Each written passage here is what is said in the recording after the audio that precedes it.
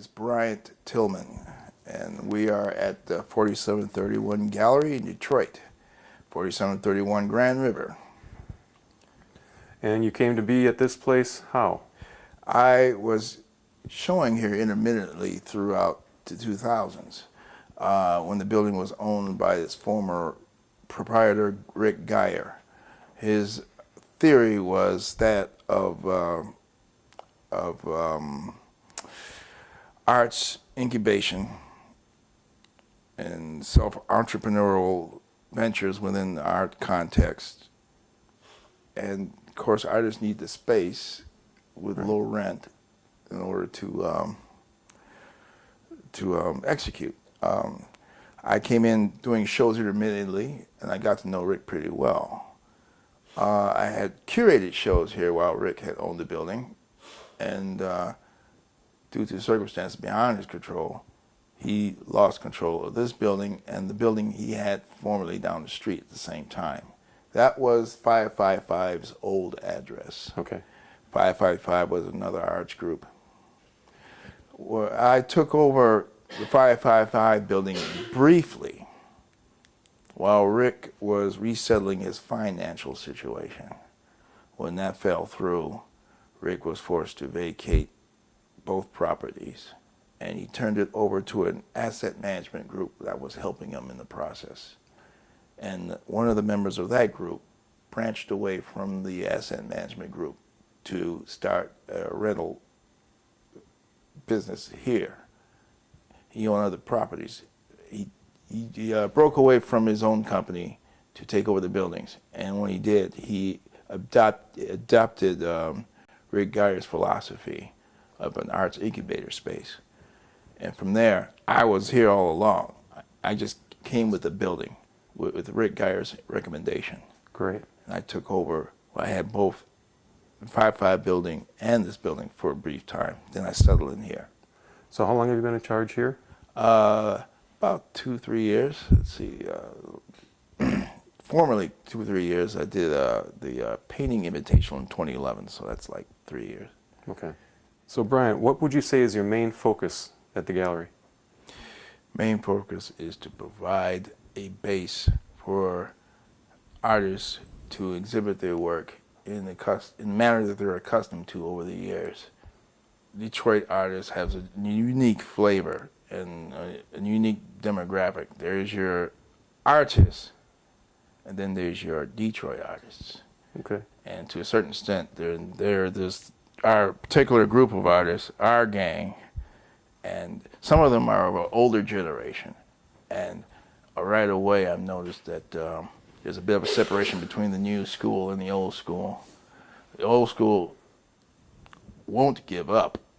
They define the area, they define the entire demographic. And places like this are essential for them to exhibit their work. And we keep our commissions low. We interact with the community readily.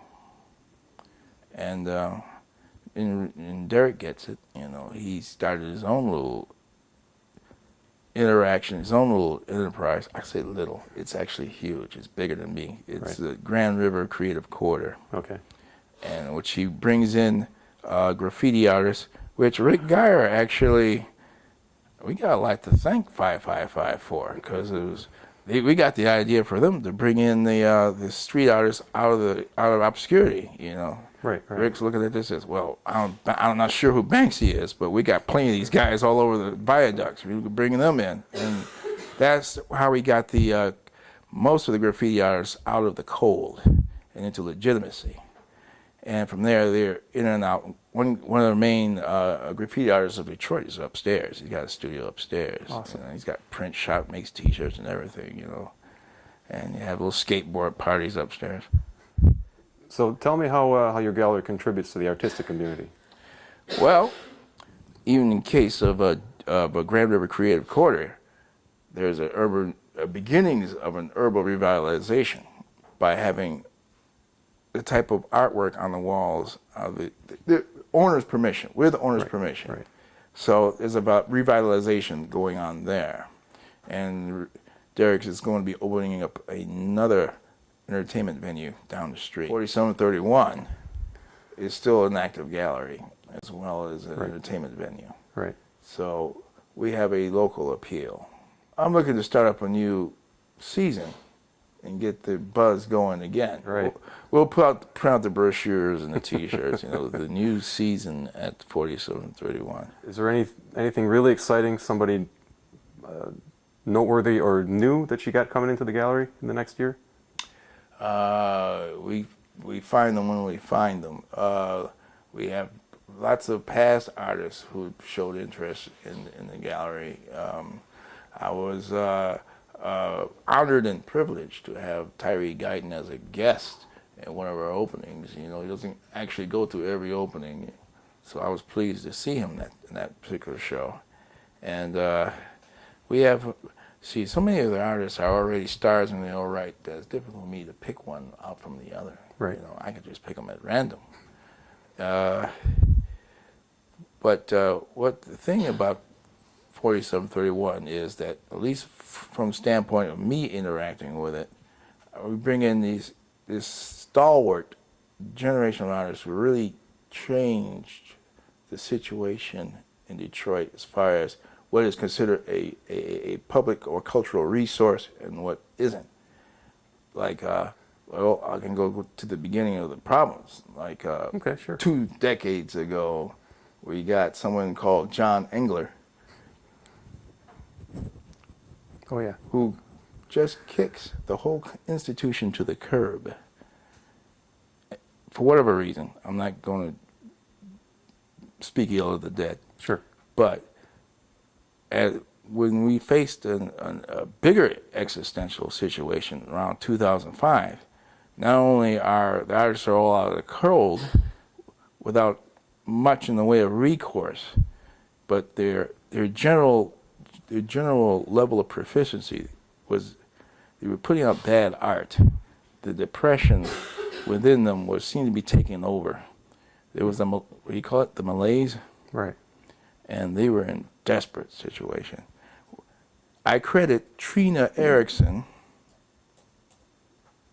of Scarab Club for organizing a meeting between artists, whoever was interested. We got together and we made a decision that the solutions to the problems aren't going to go away unless we affect them. And we made all the points that the art community are now using today. The use of the internet, which is, it got to the point where we were wondering, what did we do before it? I remember the paper flyers and the cards. Yeah. It was enough then because that's all there was. When we found out all the things we can do with the internet to promote galleries and ourselves, we made full use of them as much as we can, and it had an effect. We doubled down on our own expressions, our own individual power of creating, and that had an effect. And we had sort of a group effect that was so contagious, so infectious, that it went outside the arts community to the outer society. At one point, city government was pushing us away. Now they at least made token attempts to embrace us. Right. Now we have a general reputation that spans the planet. We did that, our generation, our group, and we could do more. A quick synopsis of your mission at the gallery here. Mission is to keep going. Make it a stronger place. Make it more sense of permanence. All the major galleries got some sense of it. What their over is, how they project to the audience. It's kind of marketing. Okay. And we have our little reputation. It bothers me when we stop showing shows for one reason or another, because then we feel as though we're falling off the top 40. So we're going to try to do something a little later on. Get us back in Hitsville, wherever that is. And of course, I've been doubling down on my painting. It's like each of us are our own solution. And the harder we apply ourselves to being ourselves, there's a greater effect. it's a greater effect, and it's positive. And I don't want to speak for everybody. Sure. Some people are comfortable with their level of expression, but there's always a chance to improve, even as a group or as individuals. Your thoughts on what the art community means to Detroit and the whole area. Well, considering what's going on, what would you think would happen if if the art community was still depressed and still demoralized during the time this thing is happening with the DIA? Right. We probably would have lost the whole building, because these creditors, the private collections. Sure. They're ransacking somebody's pyramid. That's what they're doing. They're not going to give up until a higher court tells them it can't be done. Until then, they'll always try to pick at the edges of the DIA because they sense the vulnerability of their assets, and or they did. I think the situation has changed in our favor. I think it's over. I sure hope so. The bargain. Hey, the donations are coming in. People understand how important art is. In a situation like ours, we were supposed to fail. We turned that around. Arts community in Detroit turned that around.